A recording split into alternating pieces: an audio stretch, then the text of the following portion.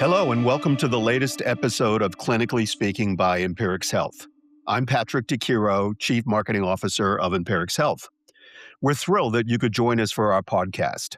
Clinically Speaking explores the new ideas, strategies, and innovations that are transforming the world of healthcare, with a particular focus on pharmacy benefits care.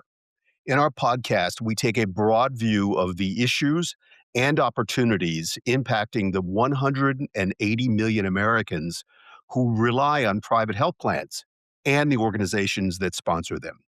I'm really excited to welcome Cronus Manolis as our special guest for today's episode.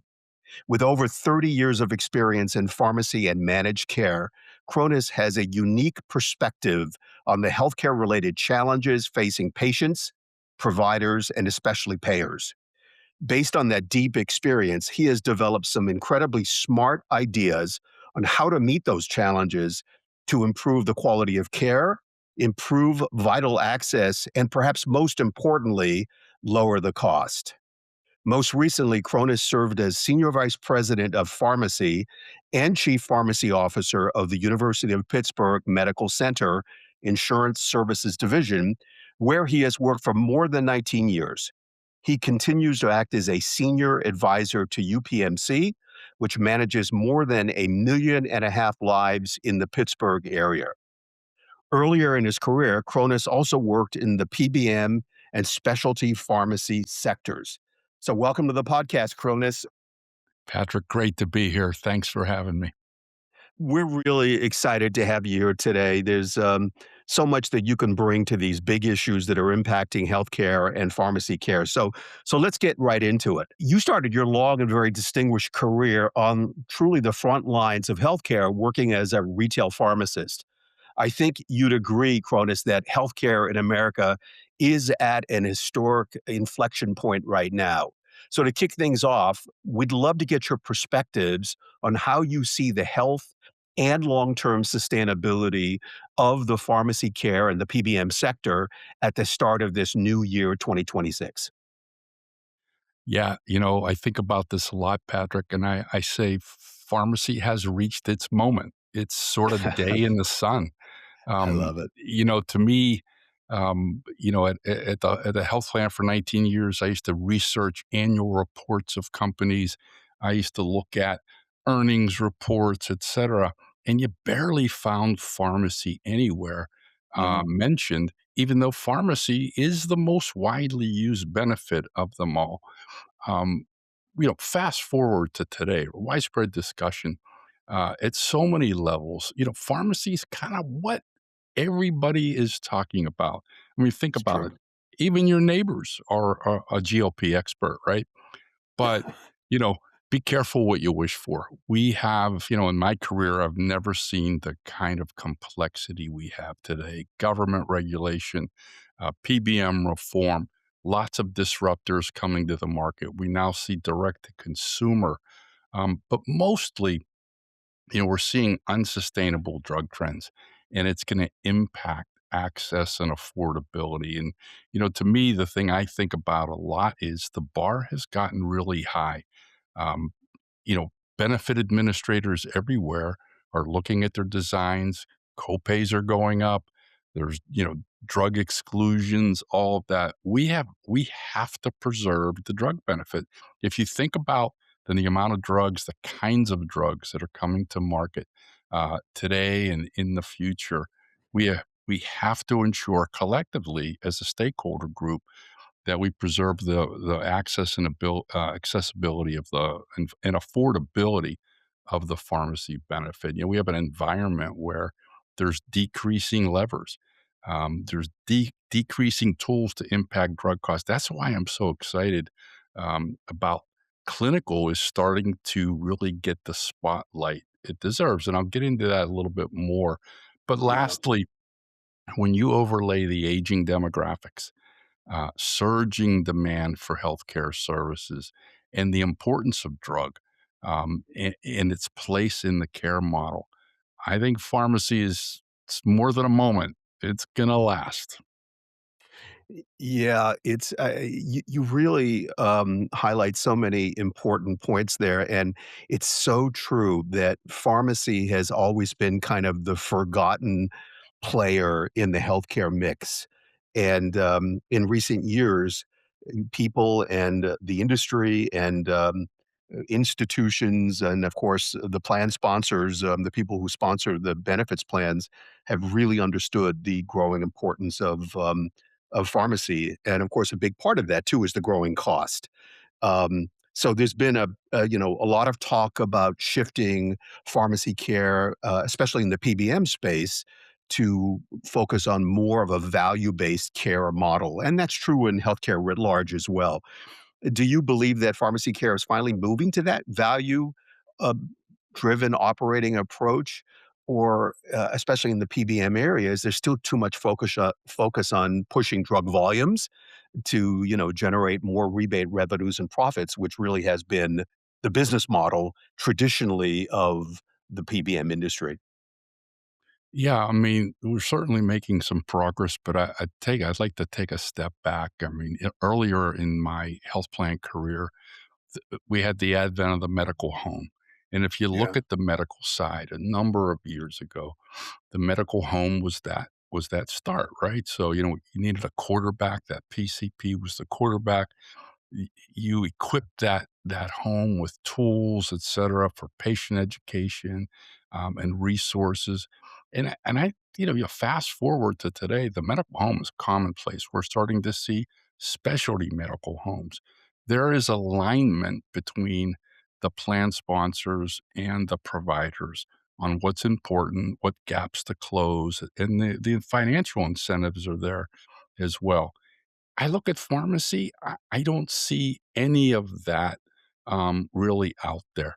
What I see, I spent the last 20 years really trying to, I talked a lot and sort of warned the industry that we need to move to value in pharmacy. And I had three legs of that stool. One was our pharmacists, whether pharmacists are at the plan sponsor, the PBM, or whether they're in the retail community, they're an accessible, trusted resource.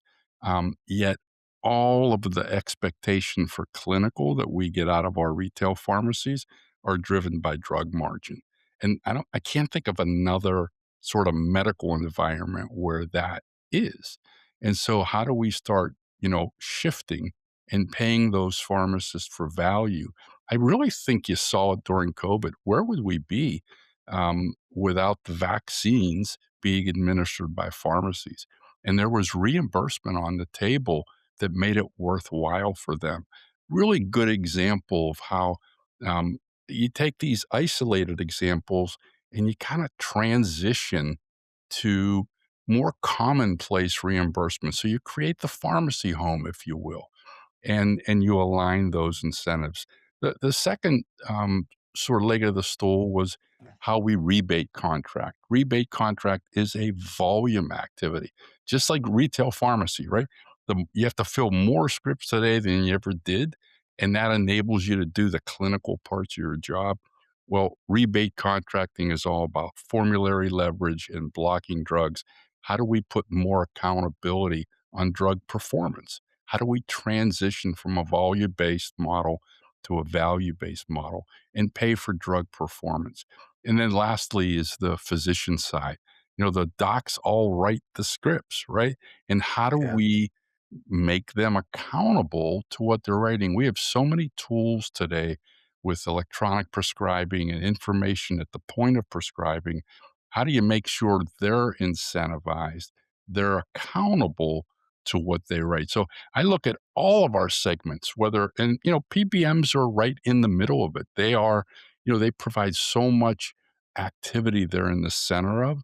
So how do we as a stakeholder group, plans, plan sponsors, PBMs, pharma, providers, how do we evolve? We didn't get here overnight, but if we truly want to go to value, that's what we're going to have to do. And that's what excites me about what Empirics is doing, with their clinical at the center, their MO model, because clinical is how we're going to build sustainability. I talked a little bit earlier about Our volume-based levers are decreasing, and clinical is really how we build sustainability and remove waste. But it's not easy, but it's a major first step towards value-based care. Yeah, needless to say, we couldn't agree with you more, Cronus at Empirics Health, and I'd like to jump into and talk about that what we call medication optimization or MO, which is essentially our clinically driven pharmacist led model. But I did want to touch on a couple of points that you just made, which really intrigued me. First of all, I love the idea of a pharmacy home kind of mirroring the medical home of a few years ago, that big trend. But, you mentioned, the incredibly important role of the local trusted accessible pharmacist during the pandemic. I mean, they were absolutely critical. They were just, at the fulcrum of healthcare in our communities across America. They were the heroes. And, um, we all thought that finally pharmacy has come into its role, and things were opening up, and the world was starting to appreciate the critical role of pharmacists in healthcare, and that the regulations would loosen up, and pharmacists would be able to provide more and more clinical services as they were starting to do during the pandemic. But now it seems like we sort of backslid a little bit, and we're sort of back to the same situation. And I wonder if you think, we're, based on that experience of the pandemic, are we finally moving in the right direction to get local pharmacists at that level of providing truly clinical, related services, or are we gonna kind of be stuck in the same place? Yeah, I mean, it's a great point, Patrick. I mean, we kinda regress to the mean always, right? Yeah, And, exactly. I think Exactly. I think, look, in times like today where things are really tight budget-wise, Yeah. no one really wants to spend any more money than they have to. They're barely keeping their heads above water. But how do you transform the model? And that's when I say every segment, every stakeholder has to give a little, because we need so a couple of years ago we had something called Medicare DIR, and it was resoundingly criticized and finally pulled from the by the government, but that was value-based design. That was paying pharmacists for improvements in medication adherence, for gaps in care.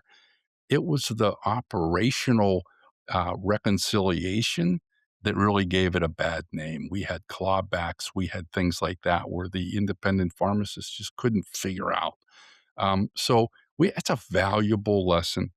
W Every time we take a giant step towards value, it's either misunderstood, misconstrued, or what happens like today where people again, I refer to this, the bars become high. People really only wanna pay for what they have to, and, the thing for me that always got me was we are prior authorizing diabetes drugs because of the potential for weight loss, Yeah. and, I think, again, it's a reflection more of the times and the environment, so I think we have to collectively look for opportunities to push for value. I think pilots and things like that are the way to go.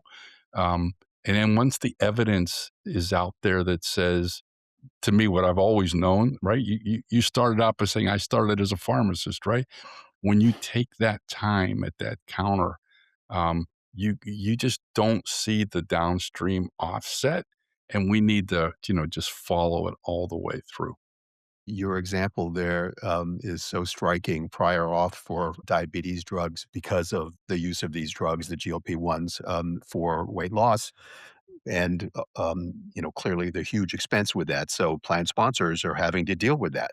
Hmm. Talk about a budget buster. But let's talk a little bit about that drug pipeline. And obviously, specialty medications have been a huge driver of the rising costs of pharmacy care. How would you characterize the current state of the drug pipeline and the impacts that it's having really on the pharmacy care industry and plan sponsors and patients. Well, I'll give you a little retrospective here, if you allow. When I first was in managed care, um, at Medco, and this was the early, year 2000, we had 5 drugs that drove drug costs, right? They were ACE ARBs for blood pressure, SSRIs for depression, statins for cholesterol, PPIs for ulcers, and non-sedating antihistamines. And trends were double digit. We didn't know how we were going to get out of sort of the mess we were in. And if you fast forward all 5 of those categories, I mean, you look at non-sedating antihistamines, they're over the counter, PPIs are over the counter. All of those categories are still pretty much the standard of care, and we pretty much give them away today. They're on the lowest generic tiers, and a lot of times they're either preventative, et cetera. And I always think It's back, true. what would have happened if we gave up on those drugs, sort of like we give up on things today, or we make them hard to get because they are still in their respective diseases frontline therapy. Um, but I think what you're going to see, then of course specialty drug came in, and now you're starting to see biosimilars for specialty drug, really slow adoption, but you're starting to get some momentum, and you need plan sponsors that want to drive adoption to these Mm. lower cost agents because the innovation that's coming, cell and gene therapy, rare disease, is real. And the again, I think about access and affordability all the time. The demand for these agents are going to be off the charts. You have a much more educated population out there. I think our job is really to ensure that access, and affordability is there, but also sustainable. And again, exciting to see what Empirics is doing because you know, the clinical optimization of the benefit not only helps patients from an affordability and quality of care perspective, but it helps providers who are in these value based arrangements. They're getting the benefit from going to lower cost drugs and evidence based care. But the thing that really matters is we free up resources. We're going to have to free up resources because the demand is going to be off the chart for these drugs. I'm telling you, I get to speak every once in a while at an R&D event, and this is 100 of the top research and development leaders in pharma. And the last meeting I went to, they basically said, we are entering the golden era of drug discovery. Wow. Generative AI is gonna be, the accelerant on the track that's gonna bring so much innovation forward. And I look at it, Patrick, our job collectively is to allow our members to access innovation. And so lots of pressure, lots of demand, but the model that's emerging around clinical optimization, because there's conversations that aren't happening. I talked about how busy the pharmacies are. Docs are even busier.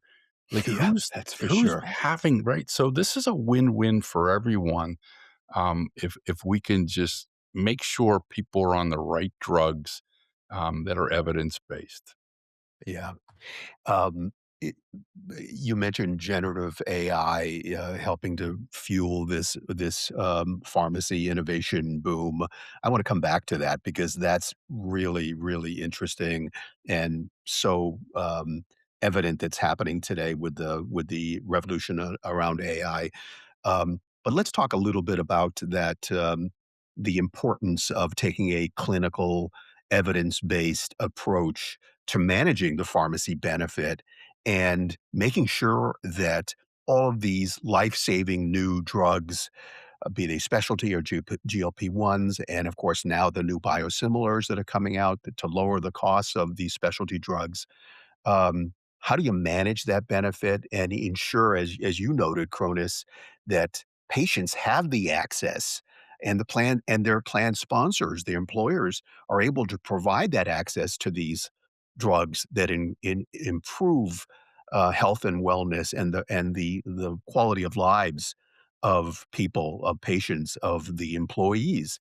How do you manage that in a way uh, that the benefit plans can stay whole? Because it's a huge challenge right now in the old sort of volume driven, rebate driven world of pharmacy benefits management that barely even thought about the clinical appropriateness. And that's really what Empirics Health has been focused on. And we recently have really stepped up our focus on our medication optimization operating model. Again, we call it MO for short, but it's really our approach to using technology, to using frontline clinical pharmacists. We probably have more of them than any other major PBM company that go out and really focus on ensuring the most clinically appropriate drugs for the patients. That's really our bottom line focus, and that also leads to, frankly, the ability to better manage the cost. So, just wanted to get your thoughts on that medication optimization model, and do you see that as a template for the PBM pharmacy care industry going forward, that clinical approach? I mean, look, I clinical at the center, putting pharmacists at the center never goes out of style, Yeah, and its benefits are too numerous to count. I mean, everybody looks at medication optimization and making sure that I always said that I can fill a prescription. When I started a long time ago, right? We could see only what that pharmacy filled, and the amount of gaps that we had were amazingly, in a sad sort of way. And then you got PBMs who would aggregate all those claims and real time messaging back to a pharmacist at the store around a therapeutic duplication or a high dose, et cetera, or too many fills. That's light years ahead of what medical has, right? And that's how PBMs were built. And yeah, we should never forget that PBMs with their clinical editing have, it's just been it's too big to count the amount of, fraud and abuse, medication errors, medication misadventures, et cetera. So, that's kind of the framework. And but it's more than that. What I've learned in my years, there are so many social factors that cause people not to take their drugs. We know, absolutely. I've had experience in every line of business, so we know when we give drugs away, people don't want to take them. They're not educated. The social media has sort of, trashed the drug, et cetera. And I think when you have passionate, engaged pharmacists who are employed just to do that work, right? So it's no more counting pills and being put in a really difficult environment. It's let's help patients clinically, and you need skills like motivational interviewing. You have to be a good listener. You're basically a detective, right? You're listening for Yeah, clues and signals and trying to piece together what happened or what's going on in that patient's life. One of the things that we did, and this was an educated population. We looked at one of our groups, large group, educated population, and the amount of people that had greater than 18 prescriptions and or doctors was pretty astounding. And we sat back and we said, how can like a, you know, pretty educated population get to this point? Well, it's, we do have an educated population, and they like to go out on their own and find specialists, and very quickly you become uncoordinated. And if there isn't a pharmacist, look, even if you use one pharmacy, they're typically just filling what's in front of them. And that's not a criticism. Again, it goes back to that. It's just a workflow issue and a volume issue. And so it's really exciting what Empirics is doing is sitting back and saying, I'm going to take a holistic view of this patient and just try to get them back on track, get them coordinated, get rid of unnecessary fills, therapeutic duplication. And what happens too is while we all like the accessibility of the benefit, people are busy. And so and they've got challenges in their life, and so they'll get all these scripts, and then pretty soon they're down a path that's not very healthy. And the downstream healthcare impact of that is what every employer or plan sponsor should be thinking about. You can look at your drug benefit, but really what's the hidden value is the downstream med use reduction, EDs, et cetera. And I think, I think that's why it's a great investment. It never goes out in style. And somehow we have to capture the holistic view of that because there's lots of safeguards and gaps that are missed today, and you're going to attempt to close them with this model. So it's Yeah. really exciting. But let me tell you, it's hard work, and It, we have to we have to ensure that all stakeholders understand the hard work that it is and get recognized for it. yeah, it's incredibly hard work, and Empirics Health has been doing this for more than 10 years now, and we've proven the model in this clinical pharmacist-led approach. Um, but we've had to invest a lot of time and money in it, and also developing proprietary technology that supports that. So we're really looking to this year and the year ahead to create much more visibility around that, and because we feel like it's the future today, and the future in pharmacy care has really undergone some major changes of late. And as you know, just recently, after years of false starts, congressional PBM reform legislation was finally passed into law and signed by President Trump. Major development in the PBM industry. Some significant reform measures, are now in place and will start to be implemented in early 2028. So I just wanted to ask you, after many of us being strong proponents for PBM reform, pharmacy care reform all those years. It's finally starting to happen. It's passed into law. What do you see as the real world impacts of these new PBM reform measures that go into effect in the 2028 timeframe? Do you think they'll really make a major change? Well, look, as you said, right? Good news is we were finally able to get something done. The states were kind of trying to do their thing. I mean, this is They are. long overdue. And so that's the good news. And I think you will start to see, the CAA will produce improvements in transparency, disclosure, uh, oversight. I think what'll protect our retail pharmacies. I mean, to me, if you had asked me, Patrick, 30 years ago, I started my career with Rite Aid, that Rite Aid could have closed. Yeah, We have to be careful of pharmacy deserts. We have to be careful of those kinds of things. So there'll be some pharmacy protections. And I think overall it's going to level the playing field. And that's really what you want. And then you layer on, right? So, the model that Empirics is employing, you're trying to differentiate yourself out there clinically, but there's so much other, sort of shell games being played that you can get lost in the shuffle.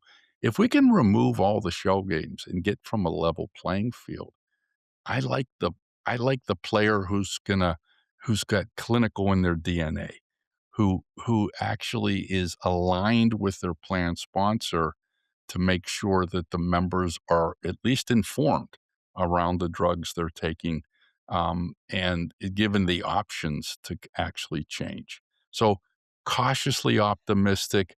I do worry good. about the unintended consequences when I hear things like the big PBMs saying our margins will not be impacted. I do worry that the cost of PBM services are going to go up, And again, I think the intention is there. I'm excited about a level playing field. I think it gives organizations that lead clinically an opportunity to showcase what they have. Yeah, yeah, and it really is about a level playing field. The great news that we've seen, Cronus, is that our clients and all the other plan sponsors that we're talking with every day, major employers, they are embracing this clinical approach because they see the value in shifting the whole operating model and the financial model in pharmacy care from a transactional kind of approach to an outcomes healthcare focus on member health outcomes approach that's ultimately about reducing drug spending and costs as well because you can't employers cannot continue to provide that critical and medical benefit if they can't afford it anymore. We are really seeing an increasingly positive and open response to the clinical story that we're telling. Yeah, I mean, just let me add one thing on there, Patrick, because it really gets back to um, sort of the heart of what I was saying, that PBMs were, came to market to be clinicians that safeguarded the patient's health and gave information, right? And then it, all hell broke loose with, vertical integration and specialty and mail order and sort of rebates. I think this goes back to, let's go back to protecting the patient, optimizing drug use as our core capability. And I think that's, that's pretty exciting to me.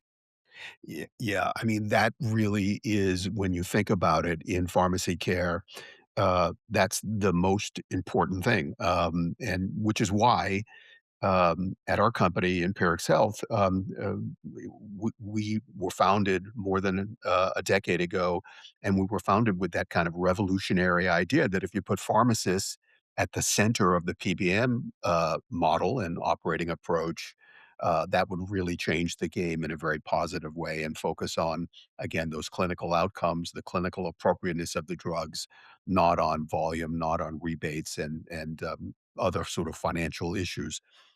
Um, you know, just as we wind down a little bit, I wanted to get back to the technology question.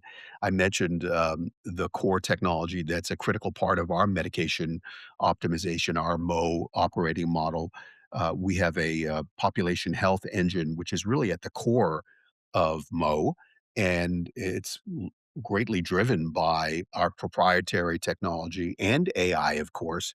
But how do you see AI ultimately changing the pharmacy care industry? I mean, in the healthcare space today, all you hear about is AI and new companies launching every single day, seemingly, and more investments being made. But how do you see that really impacting specifically the pharmacy care area, good or bad? Look, first, let me just say I'm amazed at how much I've incorporated into my personal life. That's so true. Um, it's incredible. Me too. And so, I think even more bullish on how it can help pharmacy. Patrick, I spent 20 years. I used to get physicians in a room and say, what is the clinical information that I can get to you that can make your work? Do you want financial information? Do you want clinical information? What is it? And, it was always unanimous. Give me what a drug costs and give me some alternatives. And that changes behavior. And, from my perspective, so we created these tools, but they also said, you know what, get rid of prior auth. And so I'm going to give you three scenarios that I think are really exciting for pharmacy. One is the authorization process. Yeah. We have all this information in the EMR. We have claims data. You can't tell me we can't use AI. And again, I've spent years just trying to look at this process and say, we need to get to auto auth and we need to just and we need AI to tell us maybe you shouldn't be authorizing these drugs anymore, or maybe we should. But I think number one is the authorization process. And again, that's just more around, removing barriers to care and making sure that the process, which is necessary, is as streamlined and automated as possible. Number two is, what I think's the most exciting is our patient stratification. You Yeah. talked about a population health engine. And, we were, my plan under my leadership, we were a heavy clinical plan that did a lot of patient outreach. Um, but, we only have so many resources, really, and you don't want to bother people that don't need to be bothered. So how do we jumpstart our stratification by using AI? And go back to that example um, of the 18 scripts or physician and or physicians. How do we streamline it even further and say let's take a broader look, let's look at social determinants, let's look at geography. One of the things that we looked at was we have so many great diabetes drugs today, but when you live in areas of deprivation, do you get prescribed those agents or do you get prescribed the older agents that have lots of, you're prone to hyperglycemia and things like that? And so, how do you use AI to kind of automate a lot of that, to be smart about it? And so, we only want to, in theory, you could create a risk score that only that to make sure we're going after the highest value patients that need our help. And I think there's tons of opportunity there inside the population health engine. And lastly, I'm a big believer in this one. One of the most important things that we think can be done, that I think can be done, is a medication reconciliation. um, Everybody should get a medication checkup if you take more than 7 or 8 maintenance meds or 12 meds overall. Pick a number, right? And those pharmacists who are going to be presented with that case, they're going to look at that and they're all going to start with a different baseline. They all have a different skill set. So, can you use AI to present a baseline scenario to every pharmacist? Okay, but preserving. So it's evidence-based, it's prioritized based on, the risk, and then it preserves the ability for that pharmacist to go in and use their professional judgment. So you start to reduce variation to care, you start to automate, um, maybe perhaps gaps, flu shots, whatever it is, but then you ultimately so the pharmacist grabs a base case, streamline, saves lots of time through a rules engine that everybody starts, and then from there, you take it. So I think those are opportunities. We just have to tread slowly. There's unintended consequences, but I think there's an amazing opportunity to maximize our resources and help patients, and it builds right back into the population health model. Yeah. Cronus, I think your provocative ideas here around AI and where that could take us in pharmacy care, that's as good a place as any to kind of draw our podcast to a close. You've really laid out some very thought provoking directions for pharmacy care, for the PBM industry, for our plan sponsors and their members and patients. So we thank you so much for that, Cronus Manolis. You really have illuminated many of the important issues and trends that we will be watching very closely in the year ahead and beyond. So thank you again. Yeah, thanks a lot, Patrick. Enjoyed it. Thanks, Cronus. And thanks to all of you for joining us for another episode of Clinically Speaking by Empirics Health. And make sure to check out our future episodes on the major podcast channels where you get all of your podcasts. Thanks again.